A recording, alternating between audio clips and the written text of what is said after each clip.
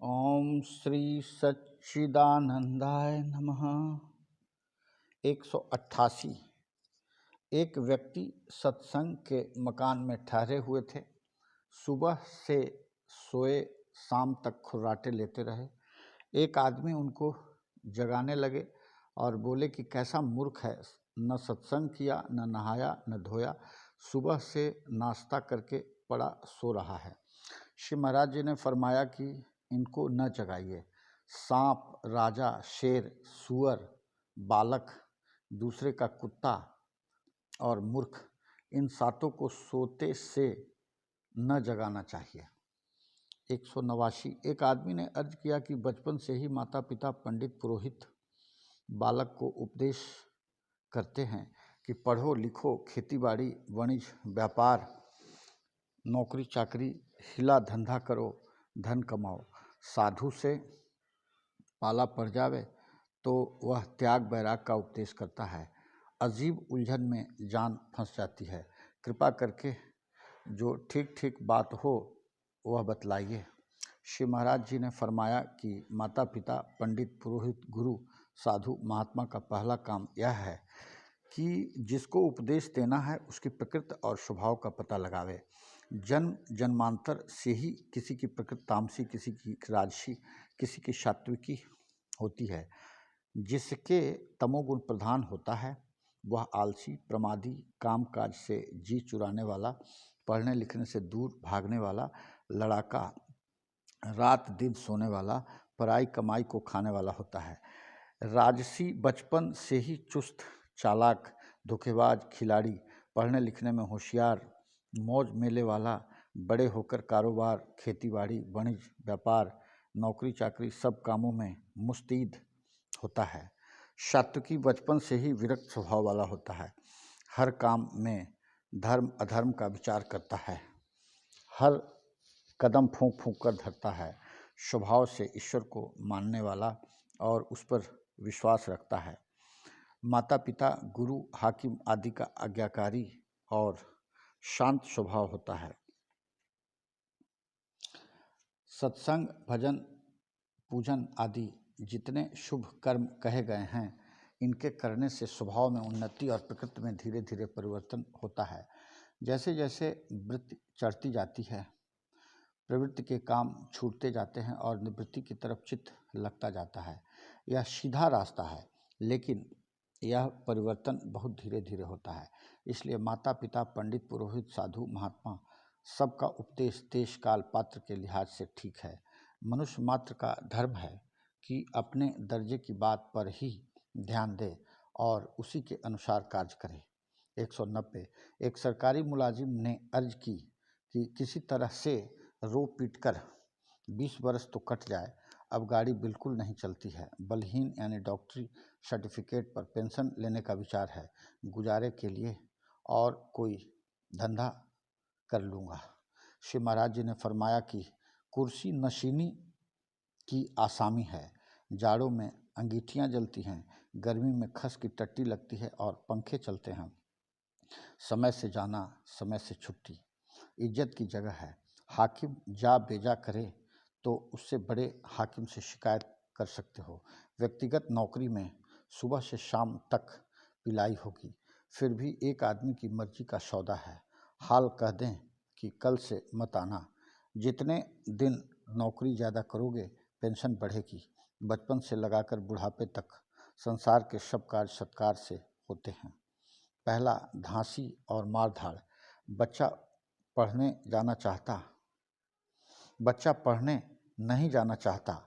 माता पिता समझाते धमकाते हैं तब भी नहीं मानता तो माँ घसीटकर जमीन से नीचे ले जाती है या धमका के तमाचे लगाकर दरवाजे से बाहर निकाल देती है।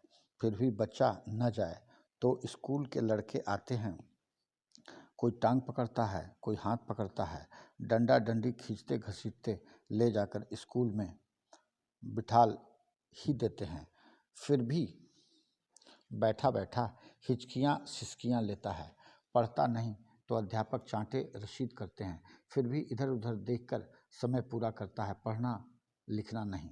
दूसरा, बेकार काम करने को जी नहीं चाहता, मगर हाकिम के डर से, नौकरी छूटने के भय से, ढीला ढकेली से काम करते हैं। तीसरा, अशक्ता से। इस दोजख यानी पेट के भरने के लिए कुछ न कुछ करना ही पड़ता है। कोई भी धंधा न करो तो भीख मांगने के लिए ही द्वार द्वार फिरना पड़ता है। चौथा, मोह से। बाल बच्चा और स्त्री को खिलाने पिलाने और भाई बिरादरी को देने, जिसके घर खा आते हैं उसको खिलाने और अपने शौक और इच्छाएं पूरी करने को। जैसे किसी को जुए की लत लगी है, किसी को शराब पीने की आदत हो, गोया शर्मा शर्मी से काम करना ही पड़ता है। पांचवा, धर्माधर्मी काम, जैसे माता पिता की सेवा करने और बाल बच्चों को पालन करने के लिए। छठा, उपकार, अपना गुजारा करने भर को धन हो तो भी दूसरों को सुख पहुंचाने, उनकी भलाई करने, विधवा व अनाथों का पालन करने, अतिथियों की सेवा करने, यात्रियों को ठहराने, रोगियों को औषधि देने, विद्यार्थियों को पढ़ाने, दुखियों का दुख दूर करने के लिए अपना सुख और आराम छोड़कर तन मन धन से काम में लगे रहना। सातवां, आध्यात्मिक कार्य यानी मुमुक्षुता, अपनी जीवात्मा की उन्नति, संसार का उद्धार, अपनी गृहस्थी का पालन कर लेने पर सबसे काम लें जिनमें तन मन धन और समय लगा सकते हो। जब पेट पालन का काम करने में इतना उकताते हो तो फिर गाड़ी आगे कैसे चलेगी। 191, एक शख्स ने अर्ज किया कि मेरे घर में कुछ ऐसी घटनाएं हो गई हैं जिनसे चित्त बड़ा दुखी है, कुछ बतलाइए जिससे मेरा जी खुश हो। श्री महाराज जी ने फरमाया कि थिएटर देख आइए, कहीं मेला तमाशा हो तो वहाँ दिल बहलाएं। हम उम्र यार दोस्त हों उनके साथ गप सप करिए, ताश चौपड़ खेल जानते हों तो खेलिए, इनसे गम गलत होता है। साधु के पास तो हंसता भी आवे तो रोता हुआ जाता है। 192, एक सत्संगी बुढ़ापे की वजह से हमेशा बीमार रहते थे। खांसी दमा कुछ न कुछ रोग लगा ही रहता था। उन्होंने घर वालों की शिकायत की कि सब मेरा निरादर और तिरस्कार करते हैं, आत्महत्या करने को जी चाहता है। श्री महाराज जी ने फरमाया, दीर्घ रोगी, कड़वी बात बोलने वाले, लालची और दरिद्री, चाहें वे बहुत ही निजी रिश्तेदार वाले हों, फिर भी निरादर योग्य हो जाते हैं। 193, एक शख्स ने ये पढ़ा, कान दुनिया कस्से तमाम न कर्द, आँखें गरिंद मुक्तसर गरिंद। दुनिया का काम कोई भी पूरा न कर पाया, सब थोड़ा सा ही करके चल लिए। श्री महाराज जी ने फरमाया, आप मरे जग प्रलय का क्या अर्थ कीजिएगा। बात यह है कि मनुष्य ने जिन कामों के करने के लिए जन्म लिया है वह तो ज़रूर पूरा करेगा ही, वह पूरा न हो तो उसके जन्म लेने का लाभ ही क्या हुआ। बाकी जो आप देखते हैं कि मनुष्य तो मर गया और काम चालू है, वह चालू काम उसके नहीं, संसार में करोड़ों और अरबों मनुष्य हैं, मनुष्य नहीं और कानून के जीव भी हैं। इनके काम में जीव का जन्म लेना, जीवित रहना और रुखसत हो जाने की मंशा यही है कि वह अपने मुताबिक कार्य पूरा कर चुका। जैसे स्वांगी ने अपना स्वांग पूरा कर लिया, स्वांग का सब ठाट अलग कर लिया, जब फिर जैसा स्वांग भरेगा वैसा भेष बनाएगा, जैसा नाचता है वैसा ही काछा काछेगा। 194, एक रोज एक शख्स ने सवाल किया कि उम्र कितनी होनी चाहिए। कोई 100 बरस जीता है, कोई साल भर भी पूरा नहीं करता है। श्री महाराज जी ने फरमाया कि हर काम और हर यात्रा के लिए समय निश्चित होता है, लेकिन यह देखने में आता है कि कोई उस यात्रा और काम को निश्चित समय में पूरा कर देता है, कोई इससे भी जल्दी पूरा करता है। ऐसे भी होते हैं जो निश्चित समय में पूरा नहीं कर पाते हैं। इस लिहाज से शास्त्रों में हर युग में मनुष्य की आयु निश्चित कर दी गई है, लेकिन अभी कही हुई बात के अनुसार हर मनुष्य की आयु में देश, दोष, काल, पात्र के लिहाज से कमी बेसी होती रहती है। असलियत में उम्र की कोई कैद नहीं होती, ये सदा चलती ही रहती है। मौत कोई चीज़ नहीं, अंत उसका होता है जिसका आदि हो। जिसका आदि या अंत न हो उसका नष्ट होना कैसे माना जाए। शाम को 6 बजे दिन का अंत होगा। अब 5 बज गए, जल्दी पड़ती है कि काम रह गया और दिन का अंत हो गया। लेकिन गौर कीजिए, क्या दिन का अंत हुआ? सूर्य के निकलने को दिन मान लिया है, उसके डूबने को दिन का अंत मान रखा है। जैसे दिन का अंत नहीं होता, वैसे ही आयु का अंत कभी नहीं होता। जो काम शाम को बंद किया है वह दूसरे दिन जारी हो जाएगा। इसी प्रकार इस शरीर से जो काम रह गया है वह दूसरे शरीर से फिर जारी कर दिया जाएगा। 195। एक व्यक्ति ने कहा कि आज बाजार बंद है, हड़ताल कर रखी है। इन लोगों को बैठे बैठे उपद्रव सूझते हैं। आराम से रोटी खाई नहीं जाती, गेहूं की रोटी पचती नहीं है। कभी मजदूर, कभी दुकानदार, कभी सब लोग मिलकर हड़ताल करते हैं। इससे क्या लाभ है? एक सत्संगी ने जवाब दिया कि संसार की गति एक सी नहीं रह सकती। सर्वदा शांति असंभव है। पति पत्नी, बाप बेटा, स्वामी सेवक, गुरु चेला, राजा प्रजा में मतभेद होते ही रहते हैं।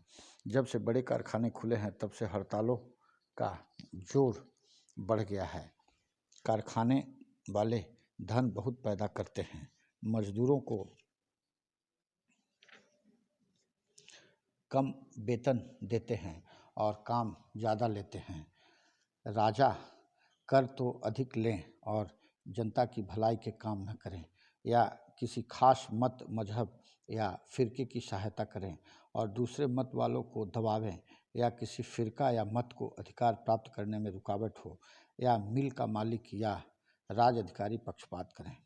ऐसे ही और बहुत से कारण हो सकते हैं, जैसे कुओं और तालाबों में दवा डालना, छोटी आयु के बच्चों को कारखानों में काम करने से रोकना, या अल्प समय तक काम करने की आज्ञा देना।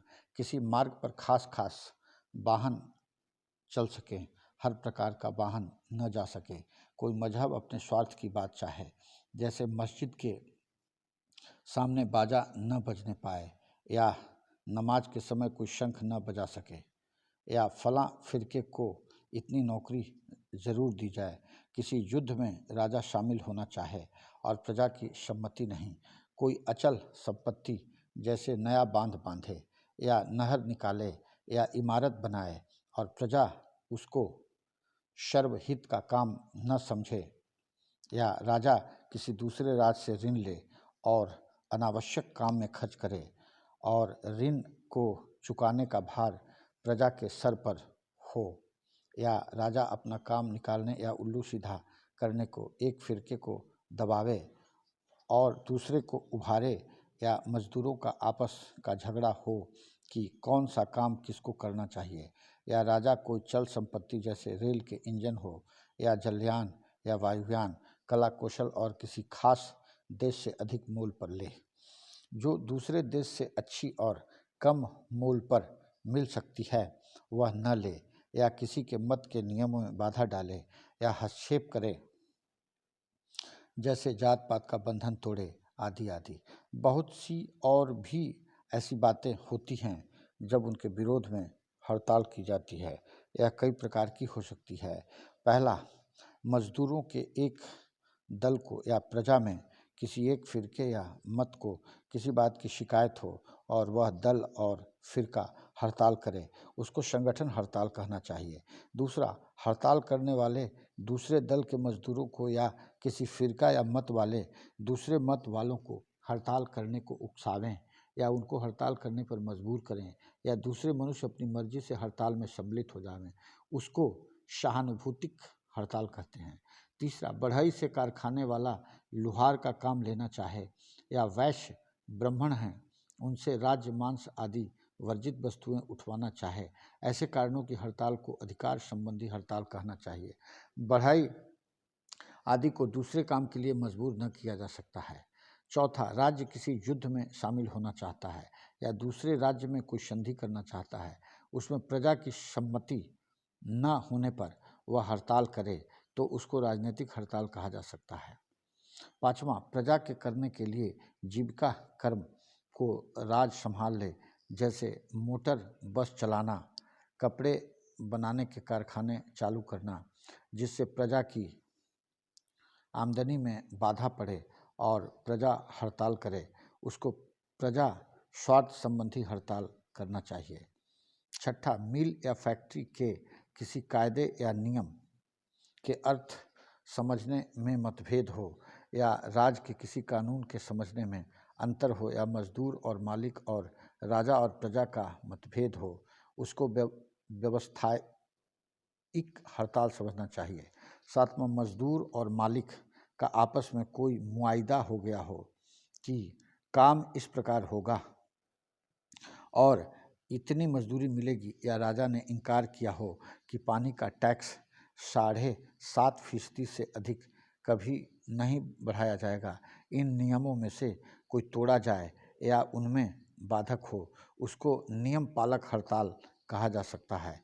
इन हड़तालों के मिटाने के ठीक उपाय यह हैं: क, ईमानदारी हो, ख, निपुणता और सिद्धिपूर्वक काम हो, ग, अपनी सामर्थ्य और बल के अनुसार मन लगाकर काम किया जावे, घ, मालिक और राजा पक्षपात और स्वार्थ त्याग करें, ड़, जो बिना स्वार्थ के पड़ताल में शामिल हों उनको समझाना चाहिए कि वह बिना कारण क्यों हुल्लड़ मचाते हैं, जिनका अनहित है उन्हीं को हड़ताल करने दो। थोड़े मनुष्यों को समझाने और सीधे रास्ते पर लाने में कम यत्न करना पड़ेगा।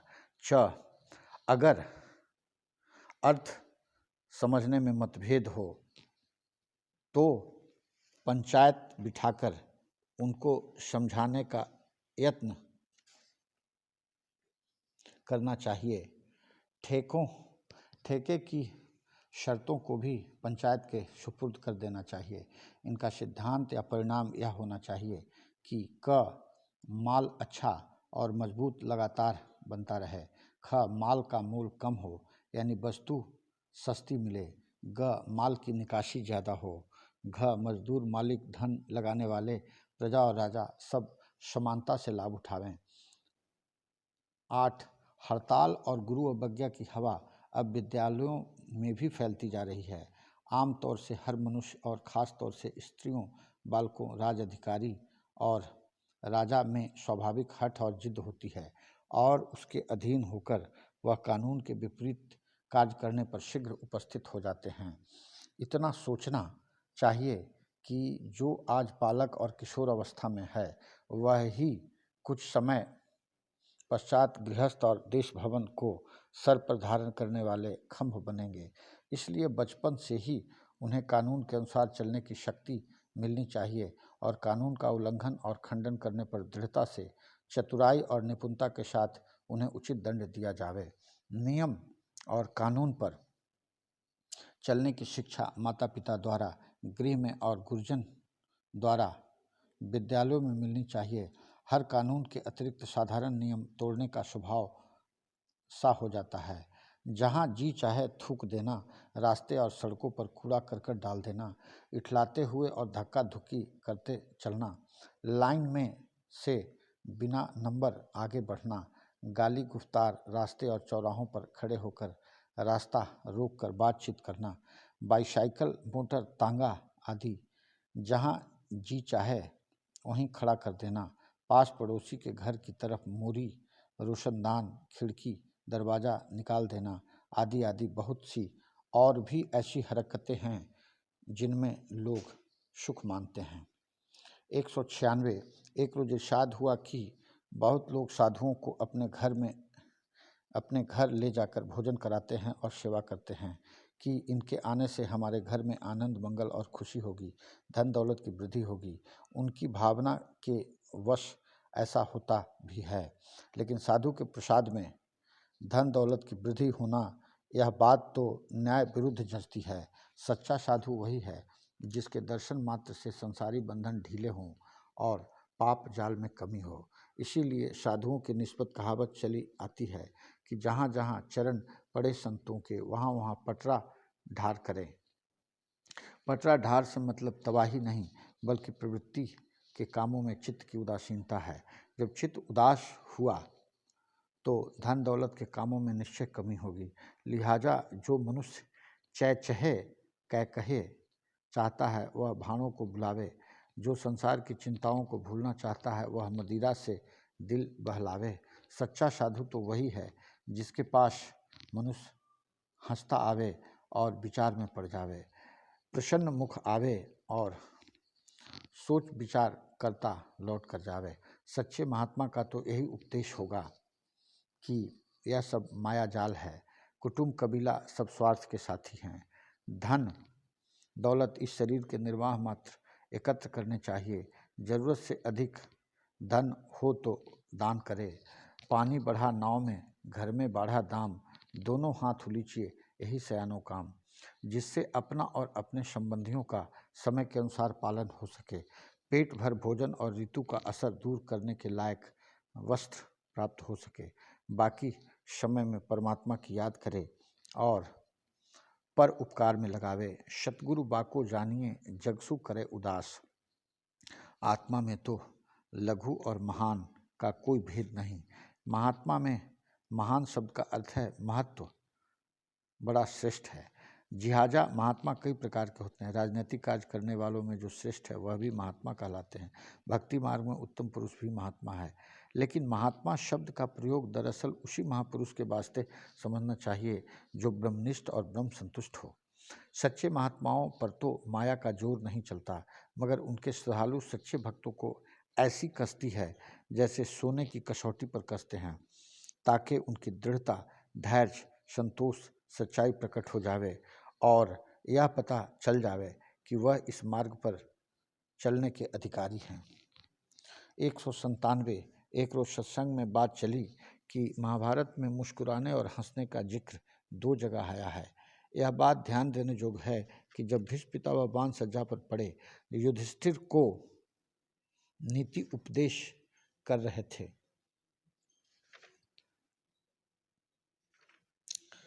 उस समय द्रौपदी मुस्कुराई थी। उसका भेद भी द्रौपदी ने खोल दिया था। दूसरी बार जब कौरव पांडव दोनों के योद्धा आमने सामने युद्ध के लिए तैयार खड़े थे, अर्जुन दुखी होकर आंखों में आंसू भरे खड़ा था। उस समय श्री कृष्ण जी हंसे थे।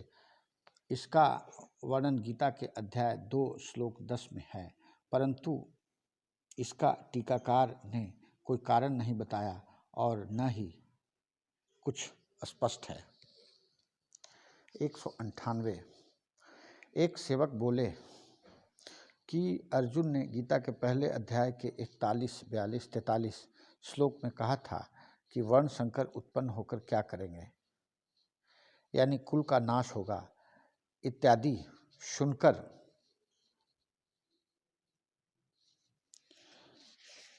श्री कृष्ण जी मुस्कुराए थे और कहा, जब तू वर्ण शंकरों की करनी अपने मुंह से वर्णन कर चुका है तब उन्हें बचाने को क्यों यत्न करता है। यह महाभारत को युद्ध तो तुम 6 भाइयों के कारण है, तुम 5 पांडव और 6ठा कर्ण। यदि कर्ण कौरवों की ओर न होता तो दुर्योधन पांडवों से लड़ने का साहस कभी भी न करता, और तुम 6 के 6 खुद वर्ण संकर हो। माता मनुष्य, पिता देवता। तुम्हारे पिता और ताऊ से ही जीवन बदल गया। तुम्हारी दादी छत्राणी थी, व्यास जी का तुम जानते ही हो। जिस नीति की तुम व्यवस्था करते हो और जो स्वांग तुमने रचा है उसे पूरा करने से क्यों हिचकिचाते हो। 199। एक व्यक्ति ने सवाल किया कि परोपकार क्या है और परोपकारी में क्या गुण होने चाहिए।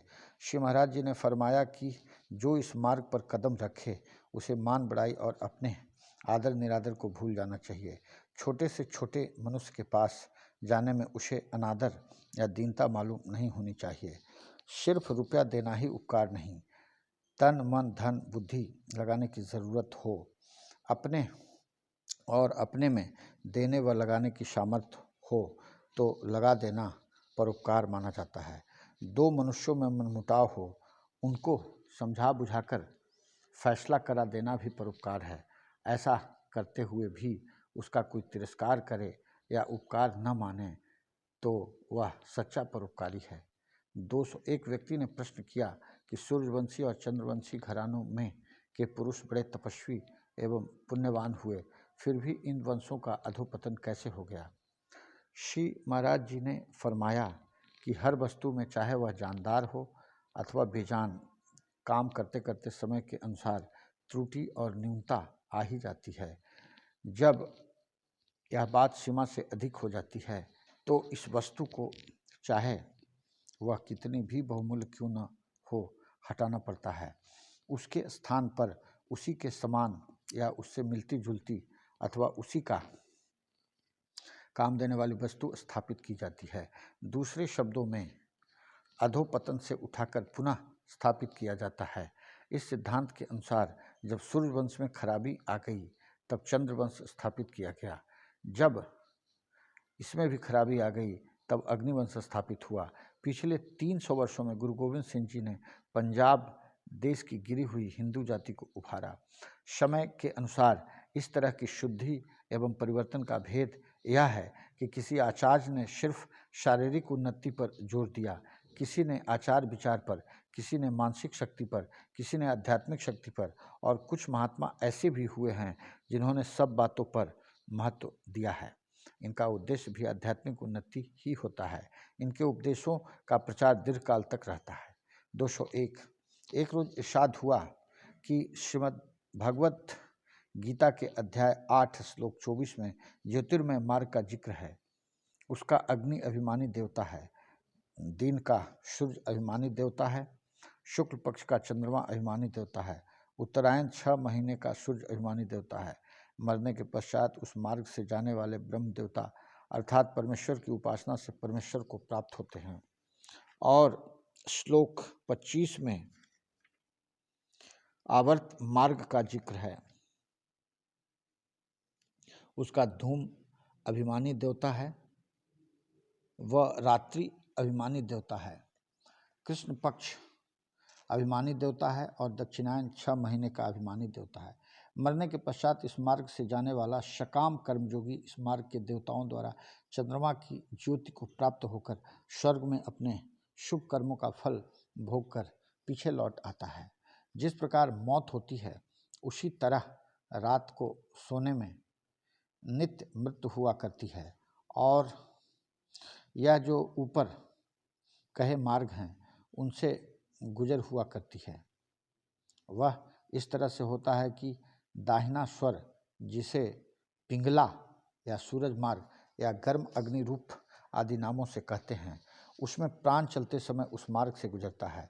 और बायां सुर, जिसको इंगला या चंद्र मार्ग या ठंडा मानते हैं, उसमें प्राण चलने से इंद्रपुरी आदि लोकों से गुजर होता है। शरोधा में भी कहा है कि रात में दाहिना सुर चलना अच्छा होता है और स्वास्थ्य को ठीक रखता है। दिन को तो चंदा चले चले, रात को शूर, जो ऐसे श्वासा चले, काया रहे भरपूर। अगर किसी मजबूरी या रोग, बुढ़ापे, बालपन आदि से दिन में सोना पड़े तो बाईं करवट से सोवें व बालक को सुलावे। रात को सीधी तरफ की करवट से सोने में दाहिना सुर चलता है और मनुष्य की वृत्ति प्रकाश रूप मार्ग में विचरने से प्रकाश में रहती है। स्वप्न कम दिखाई देते हैं और अगर दिखलाई देते भी हैं तो अच्छे देव मार्ग के दिखलाई देते हैं। अगर पित्त का जोर हो तो आग जलने आदि के स्वप्न दिखलाई देते हैं।